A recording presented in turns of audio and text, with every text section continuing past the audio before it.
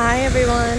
So I decided to come on and do a live because I have a lovely pelvic health topic that's been on my mind, and I think it might benefit a lot of women.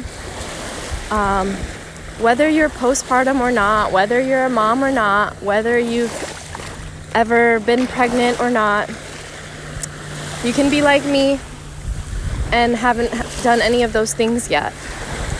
So this information will benefit all of these women, right? We all have a pelvic floor, men included. And it's a group of 14 small muscles that sit at the bottom of our pelvis. It's called some people call it the pelvic bowl. It sits in your pelvis, at the bottom of your pelvis. The pelvis are the bones that you can feel. So if you're sitting on your hands, you feel the butt bones. If you're, in my situation, I wasn't always able to feel my hip bones in the front because of all the fat I had on top, but now I can feel them. So you can push down deeper into if you have a layer of some fat tissue, you can push down deeper into there and feel those bones. Those are your pelvic bones, your pelvis. Okay, and the pelvic floor sits at the bottom of that. These muscles are muscles that should move freely. They should be buoyant, flexible, like a little jellyfish. Not so little. Yeah, it's kind of a little jellyfish. It's like this, or a hammock. So when I say jellyfish, it's really like an upside down jellyfish, because the diaphragm is more like the jellyfish, and then the pelvic floor mirrors it. It's just like your bicep, these muscles. They're just like your hamstrings. They're just like your calves. They're just like the muscles that you would go to a gym to work out. So what I mean is the tissue, the cells that make up these muscles are the same types of muscles. So they act the same. They act the same like the other muscles in your body. And they respond the same, meaning you can talk to them. They are voluntary muscles. You can control them. So just as you can overtrain or overdo, overwork, overstretch a muscle in the gym, or just as you can hold tension in your neck and back, like with knots, muscle knots. That's why people go to masseuses, to get massages, to work out these knots, these aches and pains. It's because these muscles, I should turn around because I have my bag on the beach and my valuables. These muscles, I'm just trying to dry up before I leave. They can store tension, and so can your pelvic floor. Your pelvic floor can store tension. So people that live in like a chronic state of anxiety, or if they've struggled with depression, and mind you, anxiety is a form of depression, and it's okay to admit that you experience that, or because the healing starts the moment you can recognize it. Oftentimes people that are depressed, they have no clue. But anyway, I digress. So these muscles can store tension. Chronic pelvic pain or pain with sex can have a lot to do with those muscles, especially if you've seen a doctor, you go to a physician and they tell you nothing's wrong. No cancer, no tumors, no cysts, no fibroids, no endometriosis, no anything like that. Then you want to look at the pelvic floor. However, with all of those things, you have pelvic floor issues that come along with it as well. Guarding the muscles, these muscles when they are traumatized or hurt, when your body is in a constant sympathetic state, that's like you're on overdrive, you're just always in a heightened fight or flight state, the muscles can tense up. So can your diaphragm. You can release muscle knots in the pelvic floor the same way you can release muscle knots in your neck and back and butt and legs and everywhere else. You can release them.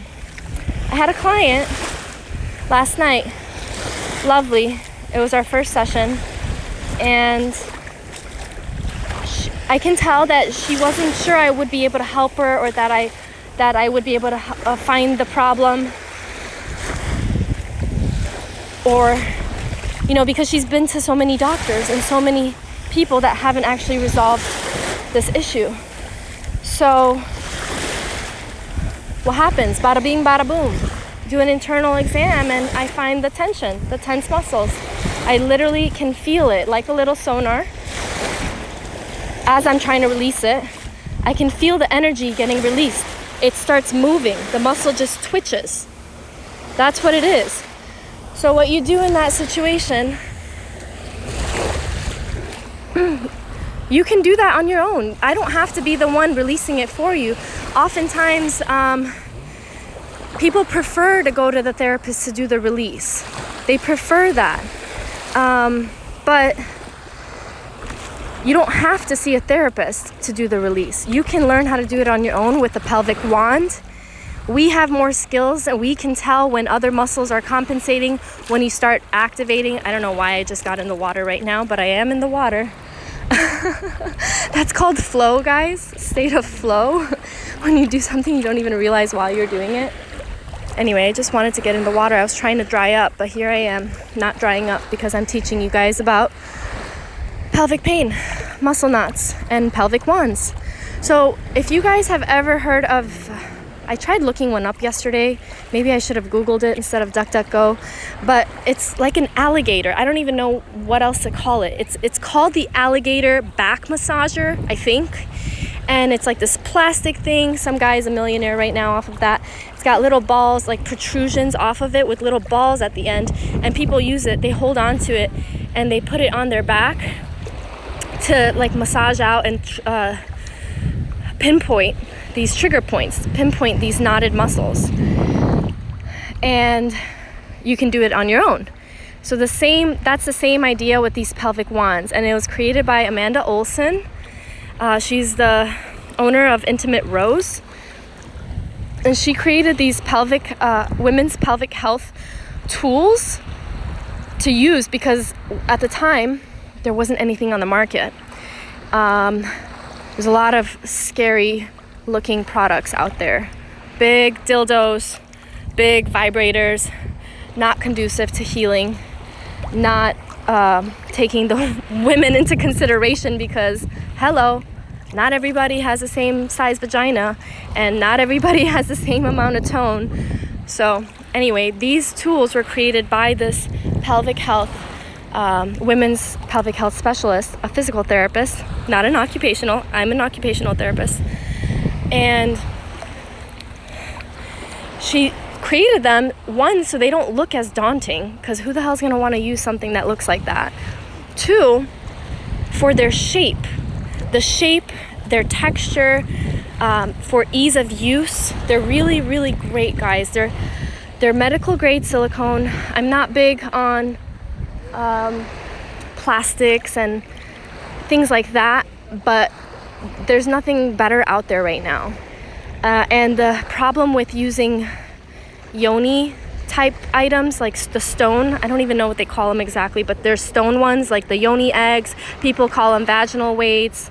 There are other names for them, so many different names for them, but the ones that are made with stone, you have to be careful. Well, I'm going off topic because now I'm talking about Kegel weights, not pelvic wands, but I'm sure there's pelvic wands out there that are similar.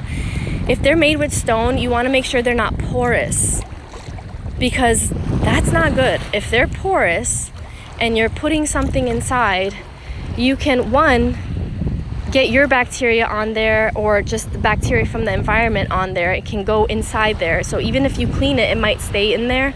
And then when you want to reuse it, you can actually risk an infection. But anyway, back to the dilators. I mean, not the dilators, the pelvic wands. So that pelvic wand, once you get a good idea of where your knot is, you can do it on your own. You can release it on your own at home, and you can work on it all the time and only see a therapist once in a while. when you feel like, okay, my flare up is getting really bad right now. What I'm doing isn't helping. I need help. So then clients will go see their therapist. Let's see. There's another bit of something I wanted to talk about. I can't remember right now.